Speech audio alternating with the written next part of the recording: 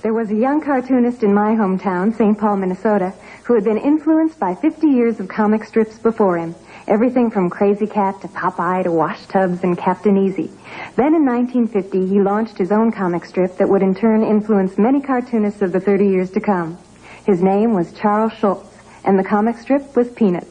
Recently, in his Northern California studio, we asked him about the unusual longevity of the comic strip heroes.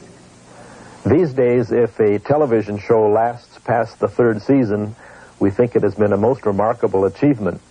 But when you look at some of the comic strips that you have been reading for 10, 20, 30, 40, and sometimes 50 years, then you must admit that this is a most remarkable achievement. For the cartoonist has had to do this literally every day during that long span of time. He has had to come up with something that is consistent with what you as a reader want to see, and yet also has a certain amount of freshness to it. This is not an easy thing to do. A good cartoon figure is one which has been designed properly so that it is so pleasing to the reader's eye that he or she is not even aware of it. The character is simply fun to look at.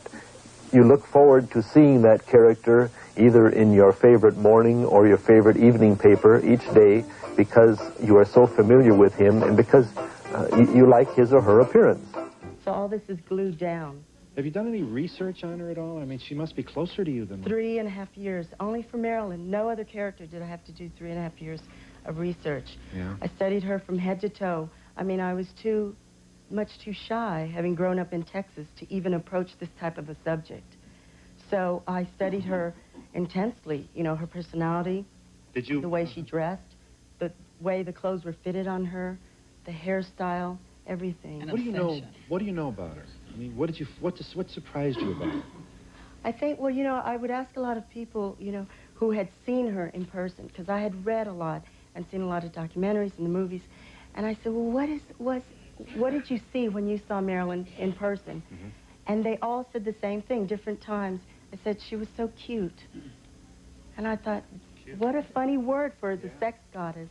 Yeah. You know, Phil, can I say something about, you know, impersonating? Many different people are impersonated, but you know, Marilyn Monroe, I think, is a very particular impersonation that extremely few people can do. And the reason for that is that you can approach it as an actor, as I do, and, you know, learn the mannerisms and try to get the voice and all that kind of stuff. But with Marilyn Monroe, you must have an essence. Because this is why Jimmy James is successful, and this is why you have to research Marilyn. You have to know her.